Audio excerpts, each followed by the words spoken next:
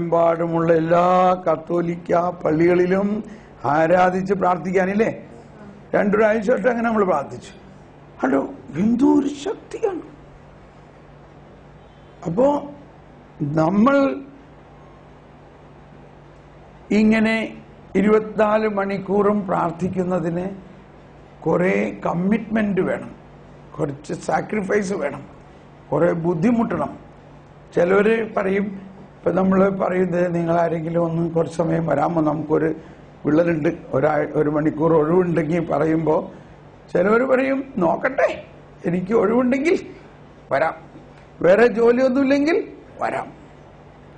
അപ്പോൾ ആ വ്യക്തി എന്താ ഇതിനെ കണക്കാക്കുന്നത്? ബാക്കിയെല്ലാം കഴിഞ്ഞിട്ട് ബാക്കി ഉള്ള സമയത്ത് ചെയ്യണ ഒരു കാര്യം. അപ്പോൾ അതിന് വീര്യമില്ല ആ വിചാരത്തിന്. ശരിയായിരിക്കാം, അങ്ങനെയെങ്കിലും വരട്ടെ. പക്ഷേ വേറൊരാൾ പറയും, അയ്യോ ഞാൻ ഉടനെ വരാം, കർത്താവിന്റെ മുമ്പിലിരിക്കാൻ എനിക്ക് 1 മണിക്കൂർ അവസരം കിട്ടുകയാണ്, ഞാൻ ബാക്കി എല്ലാം വിട്ടിട്ട് ഞാൻ വന്നേക്കാം. എപ്പോ വരണമെന്ന് പറഞ്ഞോ, എപ്പോ വേണമെങ്കിലും എന്നെ വിളിച്ചോട്ടോ. ഓ, കണ്ടോ ശബ്ദം വ്യത്യാസം കണ്ടോ? ആ ശബ്ദം എന്താ? അതിൽ കർത്താവിന് 1ാം സ്ഥാനം കൊടുത്തുകൊണ്ടുള്ള ഒരു ബോധ്യമാണ്. ഇതാണ് നിത്യാരാധനയ്ക്ക് വേണ്ട ഏറ്റവും പ്രധാന ഒരു ഡിസ്പോസിഷൻ. നമ്മൾക്കുണ്ടാകേണ്ട ഡിസ്പോസിഷൻ ഇതാണ്. നമ്മൾ വേറെ ജോലിയൊന്നും ഇല്ലാഞ്ഞിട്ടല്ല. ഇപ്പൊ ഞാൻ പണ്ട് ഒരു സമയത്ത് 35 ആരാധനാ സെന്ററിലേക്ക് നമ്മൾ ആളുകളെ അയച്ച് 24 മണിക്കൂർ നടത്തിയിരുന്നു. അപ്പൊ എനിക്ക് ഭയങ്കര അഭിമാനവും കൂടിയാണല്ലോ. ഇത്രയും ആൾക്കാർ, 10-70 ആൾക്കാർ, 100 ആൾക്കാർ നമ്മുടെ കൂടെ ഉണ്ട്. അപ്പൊ ഞാനിങ്ങനെ പറഞ്ഞപ്പോ ഒരാൾ പറഞ്ഞ്, ആഹാ, അപ്പൊ അവർക്ക് വേറെ പണിയൊന്നുമില്ല അല്ലേ? ഞാൻ അങ്ങോട്ട് ഞെട്ടിപ്പോയി. ഇവരുടെ കമ്മിറ്റ്മെന്റ്, ഇവരെന്തോരം കമ്മിറ്റ്മെന്റോട് കൂടിയാണ്. ഇപ്പൊ നമ്മുടെ ടീം എന്ന് പറഞ്ഞാൽ ഒരിക്കലും ഉച്ചയ്ക്ക് നമ്മൾ ഭക്ഷണം കഴിക്കാറില്ല. അതായത് എല്ലാ ദിവസവും ഉപവസിക്കുന്നു. രാവിലെ കുറച്ച് കഞ്ഞിയും വൈകുന്നേരം എന്തെങ്കിലും പയറും കഞ്ഞിയൊക്കെ ആയിട്ട് കഴിച്ചു. അങ്ങനെ വളരെ ലഘുഭക്ഷണവും, എല്ലാ ദിവസവും ഉപവാസവും, ദിനരാത്രം പ്രാർത്ഥനയും. പക്ഷെ മറ്റാളുകൾക്ക് തോന്നണ എന്താ? അവർക്ക് വേറെ പണിയൊന്നും ഇല്ലാത്തതുകൊണ്ട് ഇങ്ങനെ ഇതിന്റെ കൂടെ കൂടിയിരിക്കുകയാണ്. ഇങ്ങനെയുള്ള തിരസ്കരണങ്ങളും പുച്ഛിച്ചുള്ള സംസാരങ്ങളും ഈ ആരാധന നടത്തുന്ന ആളുകൾക്ക് എല്ലാവർക്കും കിട്ടും. പക്ഷെ അതെല്ലാം കർത്താവിന്റെ ഒരു കൃപയാണ്. ആ കർത്താവ് അനുഭവിച്ച വേദനകളും അവഹേളനങ്ങളും എല്ലാം ഉണ്ടാവും. ഒരിക്കൽ വേറൊരു സ്ഥലത്ത് ഇങ്ങനെ ഒരു കത്തീഡ്രലിൽ പ്രാർത്ഥിക്കാൻ ബിഷപ്പ് വിളിച്ചു. ഞങ്ങൾ ആളെ അയച്ചു. അവരവിടെ ഇരുന്ന് ബിഷപ്പിന്റെ ചാപ്പലിൽ ഇരുന്ന് തന്നെ പ്രാർത്ഥന തുടങ്ങി. ബിഷപ്പ് പറഞ്ഞു, നിങ്ങൾ എൻ്റെ ഊട്ടുമുറിയിൽ വന്ന് ഭക്ഷണം കഴിച്ചോളാൻ പറഞ്ഞു. ബിഷപ്പ് അവിടെ കർത്താവിന്റെ മുമ്പിൽ ഇരുന്ന് ആരാധിക്കുന്ന ആൾക്കാരെ പിന്നെ വേറെ എവിടെ കൊണ്ടുപോയി ഭക്ഷണം കഴിപ്പിക്കും? പക്ഷേ ഊട്ടുമുറിയിൽ വന്നപ്പോൾ വേറെ പലർക്കും ഇവരെന്താ ഇവിടെ, ഇവർക്ക് അവിടെ ഭക്ഷണമൊന്നും ഇല്ലാഞ്ഞിട്ട് ഇങ്ങോട്ട് വന്നതായിരിക്കും അല്ലേ? ഓ, ഇതങ്ങ് തുറന്ന ഒരാൾ പറഞ്ഞു, ആഹാ, അവിടെ കഞ്ഞി കിട്ടാഞ്ഞിട്ടാണല്ലേ ഇവിടെ വന്നത്, ബിഷപ്പിന്റെ മുറിയിലിരുന്ന് ഭക്ഷണം കഴിക്കാം, സുഖമായിട്ട് അടിപൊളി ജീവിതം, എന്നിട്ട് അവിടെ പോയി കർത്താവിന്റെ മുമ്പിൽ അങ്ങ് ഇരുന്നാ മതി, പണിയൊന്നും എടുക്കണ്ട. അപ്പൊ ഇങ്ങനെയുള്ള റിമാർക്കുകളൊക്കെ, അപ്പൊ അത് കേട്ട ഉടനെ തന്നെ അവർക്ക് അവിടെ നിന്ന് ഓടണം എന്നാ തോന്നണേ ഇല്ലേ? ഉടനെ ദൈവാധീനത്തിന് എന്നെ വിളിച്ചു. ഞാൻ പറഞ്ഞു, ഞാനിങ്ങനെ ചിരിച്ചു. അതെന്താ ബ്രദർ ചിരിക്കണം, ഞങ്ങൾക്ക് ഇവിടെ നിൽക്കാൻ പറ്റണില്ല. ഞാൻ പറയണത്, എനിക്ക് ഭയങ്കര ചിരി വരണത് കർത്താവ് പറഞ്ഞിട്ടുള്ളതാണ്, എന്നെ പ്രതി മറ്റുള്ളവർ നിങ്ങളെ അവഹേളിക്കുകയും വ്യാജമായി നിങ്ങളെ പറയുകയൊക്കെ ചെയ്യുമ്പോൾ നിങ്ങൾ ചിരിക്കാൻ, എന്താ പറഞ്ഞിട്ടില്ലേ, നിങ്ങളെ സന്തോഷിക്കുകയും അതിനൊരവസരം നിങ്ങൾക്ക് കിട്ടിയല്ലെന്ന് ഓർത്ത് ഞാൻ ചിരിച്ചത്. അതോർത്ത് അങ്ങനെ ഈ വചനങ്ങളൊക്കെ പൂർത്തിയാവണം നമുക്ക് കാണാൻ പറ്റും. വചനങ്ങളെല്ലാം ഇങ്ങനെ പൂർത്തിയാകുന്നു, അവഹേളനങ്ങളും ഇതൊക്കെ. അപ്പോ ഇതെല്ലാം ഈ ദിവ്യകാരുണ്യ ആരാധനയുടെ കൂടെ ഉള്ളതാണ്. ഒരു കാര്യമില്ലാണ്ട് അവിടെ ആരാധിക്കാനിരിക്കണവർ തമ്മിൽ തന്നെ തല്ലുപിടുത്തുണ്ടാവും. ഒരാള് ചുമ്മാ എന്തോ പറഞ്ഞപ്പോ ഇങ്ങനെ വിരൽ ചൂണ്ടി കാണിച്ച് സംസാരിച്ചു.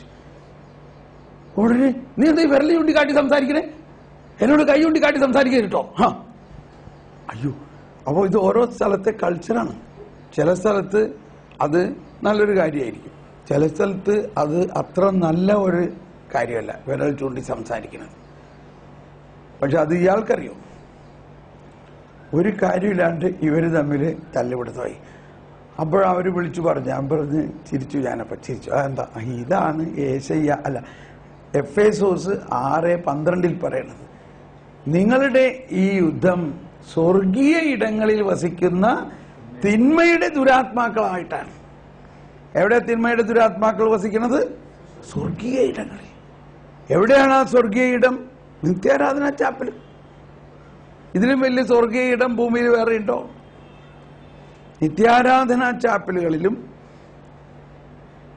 പള്ളികളിലും ആരാധനാലയങ്ങളിലും പടങ്ങളിലും സെമിനാരികളിലും അങ്ങനെയുള്ള എല്ലാ സ്ഥലങ്ങളിലും ഒരു തരം സ്പിരിറ്റ് കടന്നുകൂടും. ഇതാണ് ആദിമ ഏതേൻ തോട്ടത്തിലുണ്ടായത്. ഏതേൻ തോട്ടത്തിൽ എങ്ങനെയാ പിശാച് കയറിയത്? ദൈവം അറിയാണ്ടത് കയറോ? എന്തുകൊണ്ട് ദൈവം അവനെ അതിൽ കയറാൻ അനുവദിച്ചു? എന്തുകൊണ്ട് ദൈവം നോക്കി നിൽക്കുകയല്ലേ ആദം പാപം ചെയ്തത്? എന്തുകൊണ്ട് ദൈവം ഒന്നും മിണ്ടിയില്ല ആ നേരത്ത്? അപ്പൊ തന്നെ അവന്റെ കോളറിനെ പിടിച്ച് വലിക്കേണ്ടതായിരുന്നില്ലേ? നമ്മളാണ് ഈ പിള്ളേരെന്തെങ്കിലും തെമാടിത്തരം ചെയ്യാൻ പോകുന്ന അറിഞ്ഞു കഴിഞ്ഞാൽ ഓട്ടിനെ അവരെ അവിടെ നിന്ന് പിടിച്ചുകൊണ്ടുവരും. പക്ഷെ കർത്താവ് മിണ്ടിയില്ല.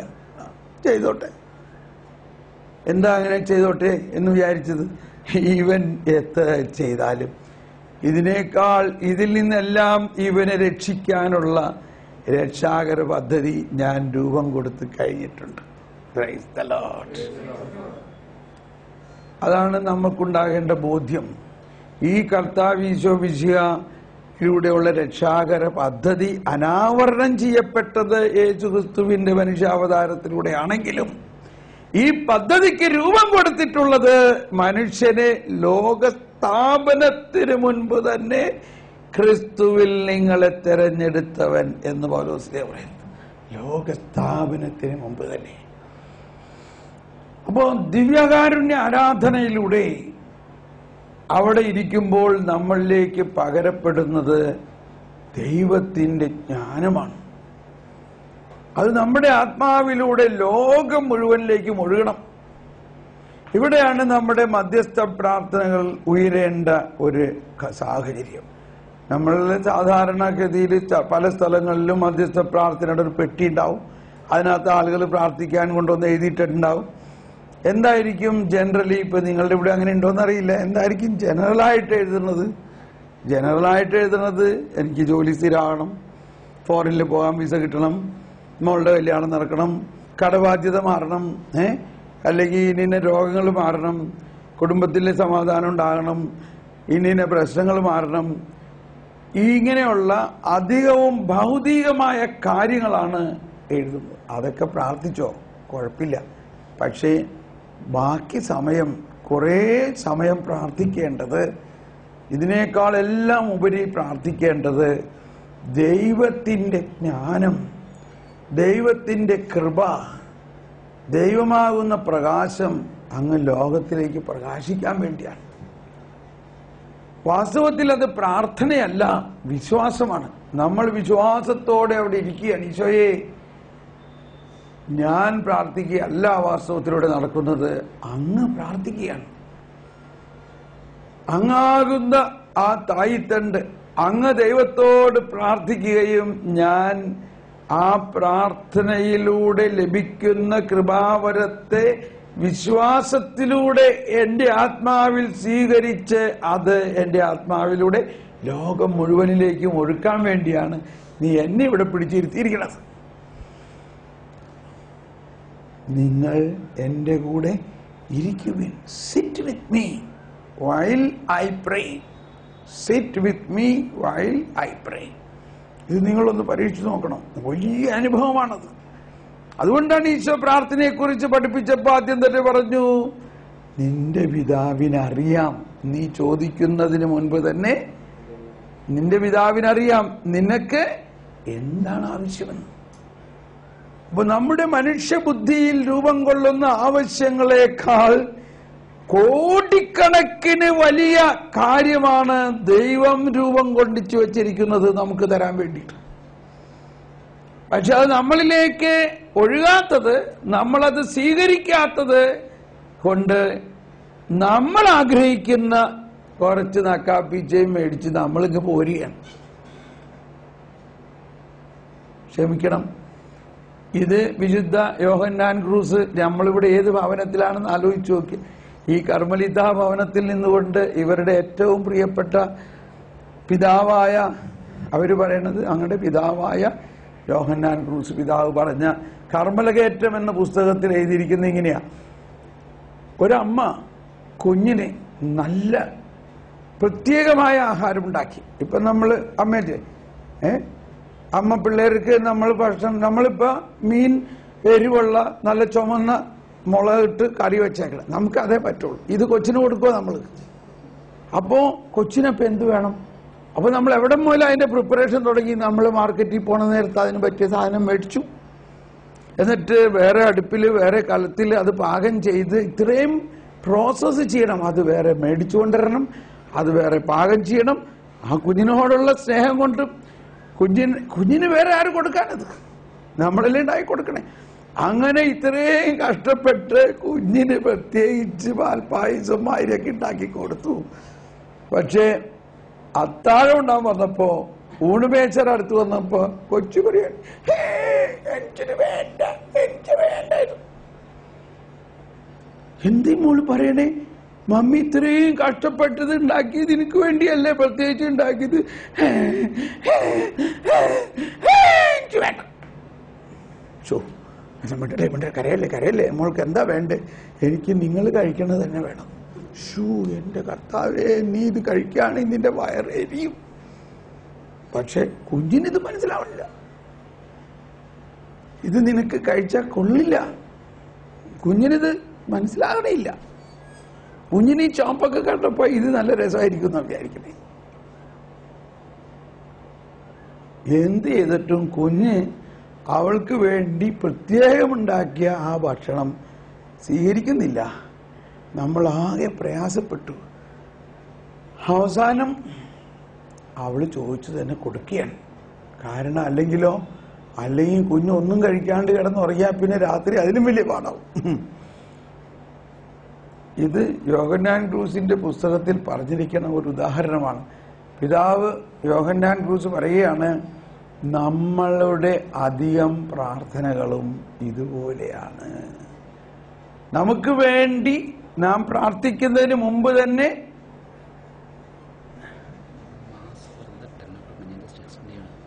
ഇല്ല, നമുക്ക്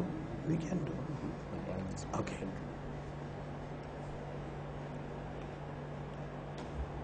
നമുക്ക് വേണ്ടി പിതാവായ ദൈവം നമ്മളുടെ ബുദ്ധിക്ക് കണ്ണ് കാണാത്തതും കാത് കേൾക്കാത്തതും മനുഷ്യ മനസ്സിനെ നിരൂപിക്കുക പോലും ചെയ്യാൻ പറ്റാത്ത അത്രയും നല്ല ഒരു സമ്മാനം അവിടെ ഉണ്ടാക്കി വെച്ചിട്ടുണ്ട്. പക്ഷേ നമ്മള് എനിക്ക് ഇന്നത് വേണം, ഇന്നത് വേണം, ഇത് വേണം, ഇത് വേണം എന്ന് പറഞ്ഞ് കരയണത് കൊണ്ട് നമ്മുടെ കരച്ചിൽ കേൾക്കണം, നമ്മുടെ പ്രാർത്ഥന കേട്ടു, ഉദ്ദിഷ്ട കാര്യം സാധിച്ചു, ഉപകാരസ്മരണയും കൊടുത്തു, നമ്മൾ പോയി. പക്ഷേ വേറെ ഇതിനേക്കാൾ വലിയൊരു സമ്മാനം അവിടെ ഇരിക്കണത് അവിടെ ഇരിക്കുക. അത് വേറെ ആർക്കും കൊടുക്കാൻ പറ്റില്ല. അത് നമുക്ക് വേണ്ടി ഉണ്ടാക്കിയേക്കണതാണ്. ഈ ലെവലിലേക്ക് പ്രാർത്ഥന ഉയരണം നമ്മുടെ. അപ്പൊ നമ്മൾ അവിടെ ഈശോന്റെ അടുത്ത് ഈശോ, നീ ഇവിടെ ഇരുന്നാ മതി, ഞാൻ പ്രാർത്ഥിക്കാം.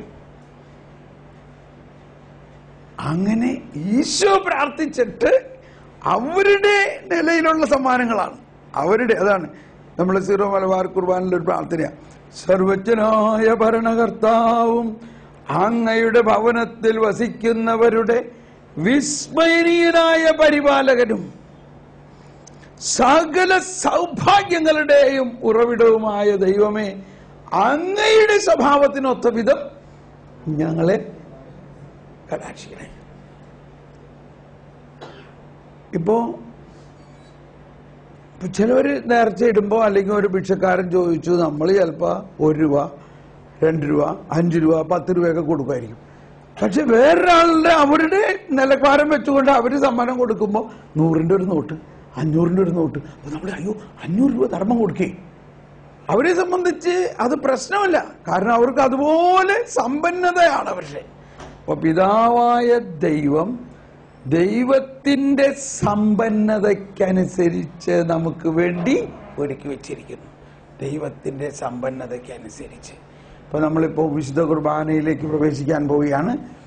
ആ വിശുദ്ധ കുർബാനയ്ക്ക് നമുക്ക് തയ്യാറാകാം. അപ്പൊ ഇന്ന് വിശുദ്ധ കുർബാനയിൽ നമ്മൾ ഒന്നും ചോദിക്കരുത്. എന്ത് ചോദിക്കണം?